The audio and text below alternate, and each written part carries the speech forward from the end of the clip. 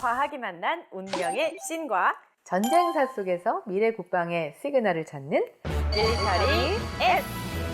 교수님 안녕하세요. 안녕하세요, 동미 씨. 네, 최근 세계 국방비의 총액이 약 2조 2,400억 달러. 그러니까 우리 돈으로 환산하면 3,000조 정도가 된다고 해요. 엄청나죠? 네. 정말 엄청 거대한 규모인데 교수님, 오늘은 제가 먼저 문제를 내보겠습니다. 네. K2 전차, K9 자주포, FA-50 전투기 이 세계 무기 체계의 공통점은 뭘까요? 바로 K방산의 자랑스러운 3대 수출 상품입니다. 와, 역시 맞습니다. 네. 이 밖에도 현궁 그리고 천궁2와 같은 국산 무기들이 세계 방산 시장에서 활약하면서 이 우리나라가 자주 국방을 이룩한 지 50년 만에 세계 10대 방산 수출국으로 자리매김했다고 합니다. 너무 자랑스러워요. 와, 이것도 정말 한강의 기적 아니겠습니까? 맞습니다. 매우 자랑스럽죠? 네. 심지어 유럽, 거기까지 우리의 이 자랑스러운 K방산 효자 상품들이 진출을 했죠. 네. 그래서 오늘은 네. 방위 산업에 대해서 알아보려고 합니다. 5년 전만 해도 30억 달러에 불과했던 수출액이 올해는 약 240억 달러.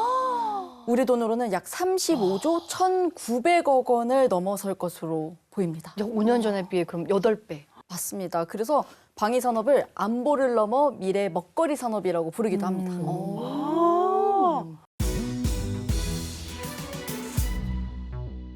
황금알을 낳는 어떤 최첨단 방위 산업 원조 맛집. 1세대 방위 산업은 언제 등장한 건가요? 네, 산업혁명이라고 들어보셨죠? 네네. 동미 씨? 네, 산업혁명의 본거지가 역시 유럽이겠죠? 네. 바로 이 유럽에서 이런 산업 분야의 발전과 산업혁명을 배경으로 해서 우리 군사 분야, 네. 방위 산업 분야도 굉장히 큰 혁신을 이루게 되고요. 무기를 과거에 만들던 방식에서 이제 벗어나서 네. 좀 더 대량으로 무기들을 만들어내게 되는데요. 바로 이때 발명가들 그리고 또 사업가들이 이 방산 비즈니스를 굉장히 눈여겨보고 뛰어들게 되는 거예요. 그래서 직접 무기를 개발하거나 생산하고 1세대 방산 기업들이 만들어지게 됩니다. 아니 그러면 산업혁명이 군사기술 발전도 이끌어낸 거네요. 네, 그렇죠. 그러면 이 산업혁명이 군사 분야에 적용된 대표적인 예가 있을까요? 동민 씨, 우리 무기 대부분 소재 네. 뭘로 만들까요? 함철. 그렇죠. 철이죠. 네. 예, 그러니까 산업혁명에서 제일 중요한 분야도 역시 철강 산업이었고요. 이 산업의 쌀이라고 불릴 수 있는 강철을 쉽게, 빠르게, 싸게 만드는 방법을 개발한 사람이 있어요. 영국 출신의 헨리 베세머라는 발명가, 네. 기술자입니다. 이전에는 철들이 약했었어요. 네. 철강석, 원석에서부터 이렇게 튼튼한 강철을 만들 수 있는 주조법, 재련법을 만들어낸 사람이 베세머인데요. 이 베세머의 철강 재련법이 얼마나 획기적이었었냐면 네. 30톤 정도의 강철을 만들어내는데 베세머 이전에는 한 7일 정도가 걸렸다 그래요. 그런데 베세머의 네. 방법을 적용해 보니까 네네. 얼마를 줄었을까요? 7일이? 잠깐만. 퀴즈인가? 그러니까 칠일이 이게 얼마나 지금 줄었을까? 모두가 놀란 재련법이라고 했잖아요. 네. 원래 30톤이면 뭐 7일 걸려고 했는데 저는 그러면은 싹 잘라서 3박 4일. 3박 4일. 나도 할 거야. 사이. 나도 할 거야, 나도. 근데 제 생각에는 이 3박 4일도 좀 긴 것 같거든요. 그래요? 저는 1박 2일. 1박 2일. 1박 2일. 다들 어디 여행 가요? 그러면은 저는 하루. 당일치기로 끝냅시다. 그 정도 되지 않을까요? 한 획기적이라고 했으니까 한 3일 정도. 놀라지 마세요. 단 네. 20분. 20분이요? 네, 이 정도로. 예, 그래서 워낙 많이 빠르게 생산을 할 수 있으니까 네. 철도나 산업 이런 데 다 적용이 됐고요. 네. 역시 또 무기 체계에도 적용이 됐죠. 그러다 보니까 더 튼튼한 무기, 튼튼한 대포, 튼튼한 또 총알, 튼튼한 총 이런 무기 체계들이 다 이때 만들어진 게임 체인저입니다. 대단한 거네요, 이 그럼 발명이. 이렇게 튼튼한 강철로 만든 무기 이게 언제 많이 팔리고 많이 필요하게 될까요? 아무래도 뭔가 전쟁이 일어났을 때 그렇죠. 아닐까요? 역시 크림 전쟁이 딱 시간을 맞추어서 일어나게 됩니다. 전쟁에서 굉장히 많은 무기의 수요가 오니까 네. 이제 더 이상 조병창에서 그걸 감당할 수 없는 거예요. 주로 군이나 정부, 국가에서 관리하던 병기창, 조병창에서 발명가들, 사업가들이 이런 물건들 생산량을 위탁을 받습니다.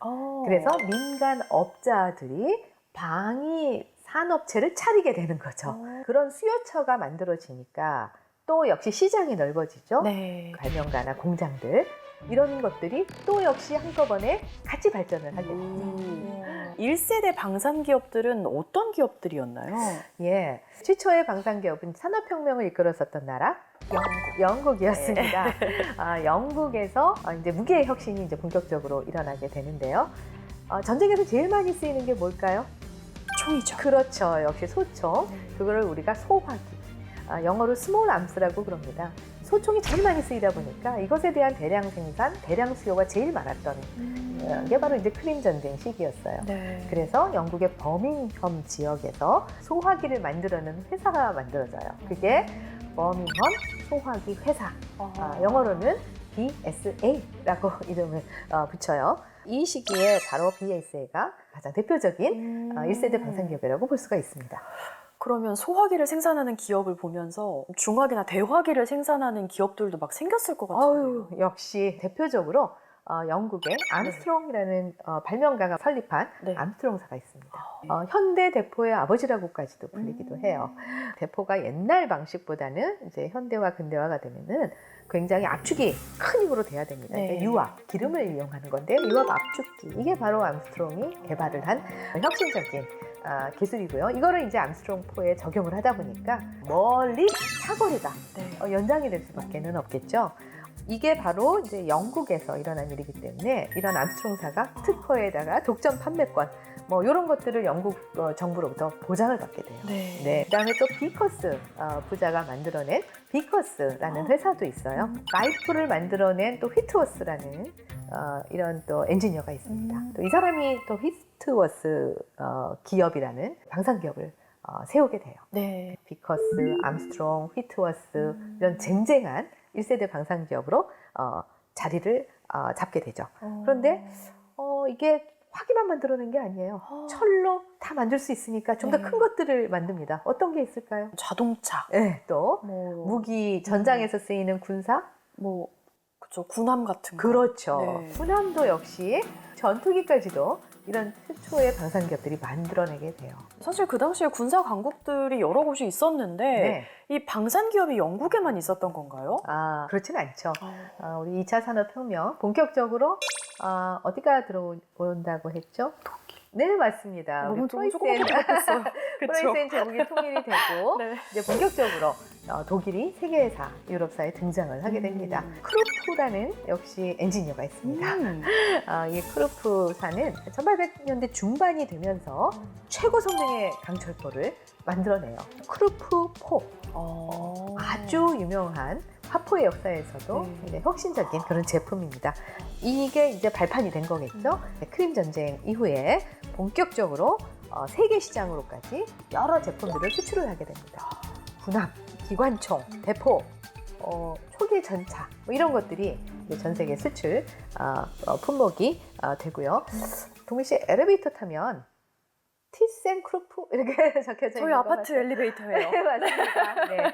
그래서 독일의 또 철강 기업 중에서 티센사가 있습니다. 티센그룹과 크루프사가 합병을 해요. 그래서 오늘날의 티센크루프가 되는 거고요. 크루프 많이 들었다 했는데 네. 방산에서 시작했군요. 와. 이 쟁쟁한 방산 기업들의 등장으로 지금 우리가 볼 수 있는 이런 강력한 무기들이 등장하지 않았을까 생각이 듭니다. 맞습니다. 이런 새로운 군사 기술, 또 군사 혁신, 또 산업의 혁신 이런 것들이 바로 이때 기틀을 잡게 되죠. 오늘도 이렇게 군수산업, 방위산업, 방산기업 와 몰랐던 국방 지식도 이렇게 알아갑니다. 네, 그럼 저희는 다음 주에 또 뵙겠습니다. 다음 주에 만나요. 안녕. 네, 다음 주에 만나요.